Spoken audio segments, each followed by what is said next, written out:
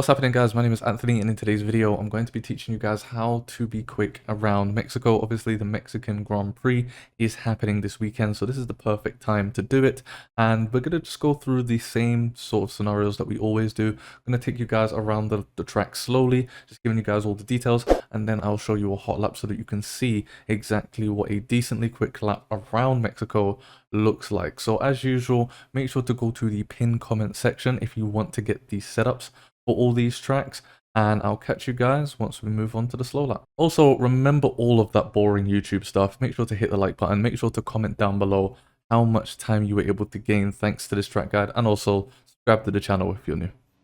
So yeah guys, coming off of the final corner now, you want to brake at the black box in 4th gear, downshift into 3rd, flip the curb on the apex, short shift up to 4th, and then be smooth as possible with the throttle. I'm going to take a wide line starting your lap here, and then that's a lap of Mexico started. So you open the DRS as soon as you can, and this is a very long straight, so it gives you time to prepare for the first corner. And when you're in the race as well, especially towards the beginning of the race, you do want to be careful because it's a super long straight. So by the time you do get to turn 1, probably going to be about 4 or 5 of you guys at the same place, and you know it can cause a lot of chaos. Speaking of hot laps and qualifying now, in 8th gear, using all the track on entry at just before the 100-meter board, brake hard in a straight line, downshift quite slowly through the gears. Some people like to hold it in 4th. I personally like going into 3rd, and then you just clip the curb at the apex here, and then this is when things start to get a little bit more difficult. In my personal opinion, Mexico's Sector 1 is probably the worst sector in the entire game, and it's just because of how much of the curbs you need to cut versus how easy it is to invalidate your lap. So yeah, in 3rd gear, for this corner, you want to completely cut this curb as much as you can, roughly about halfway across the car. So usually you want to have the middle of the car on the orange part of the sausage curb there.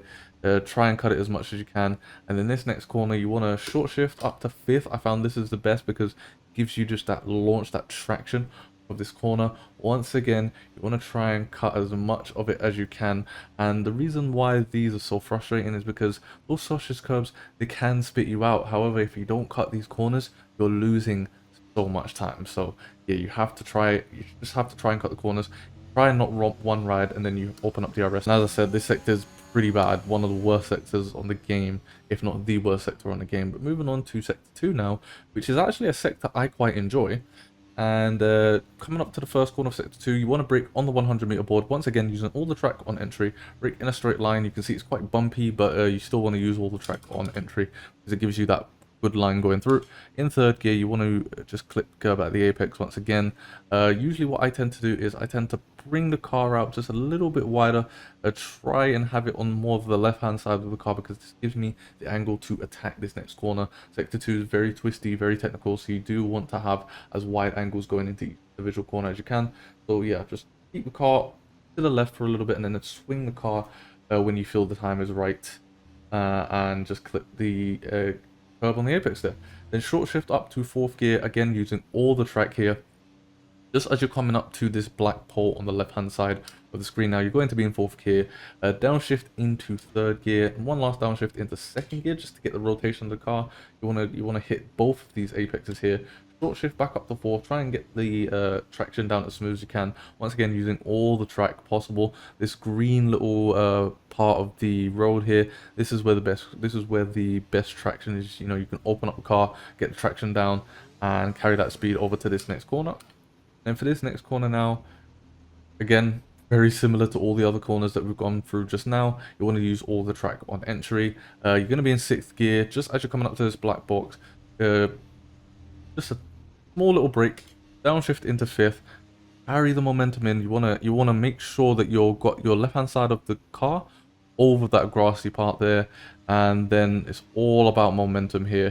Back up to 6th, ride this curb there. Then again, this curb here is so technical, this section.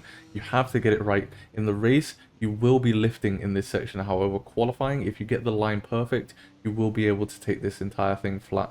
Very hard to describe. You just got to practice and find the right lines for you. Obviously, I've got the Hotlap come in after this so you can see what line that I personally took in it. But then you want to open up DRS here. You already want to be preparing for the next corner at this point.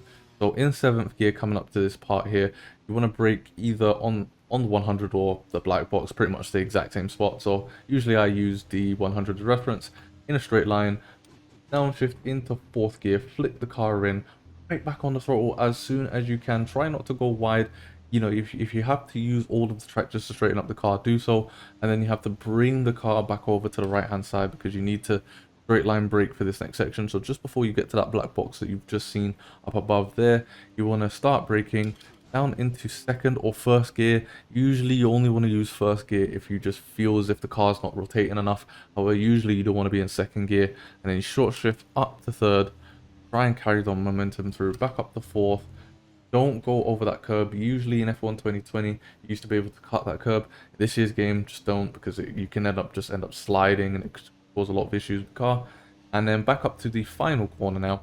4th gear, just as you pass the black box, brake into 3rd gear, hit the curb at the apex. And now this time, since it's the end of the lap, we want to take a shorter line to the finish line. So again, short shift up to 4th. This time, instead of taking a wider line, you want to take a shorter line all the way through. That is a lap of Mexico. A very technical circuit, very difficult sector 1. However, if you can get it right, it's a really good lap to do.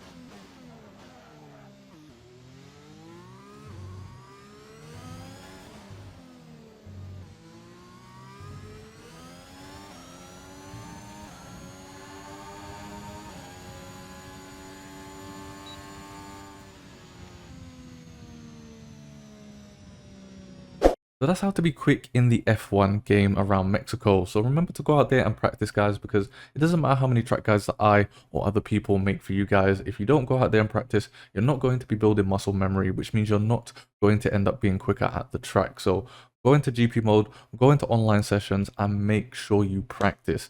And once again, just let me know how much time you were able to shave thanks to the track guide in the comment section down below. Remember that in the pinned comment, there is the baseline spreadsheet, and I'll catch you guys in my next track guide.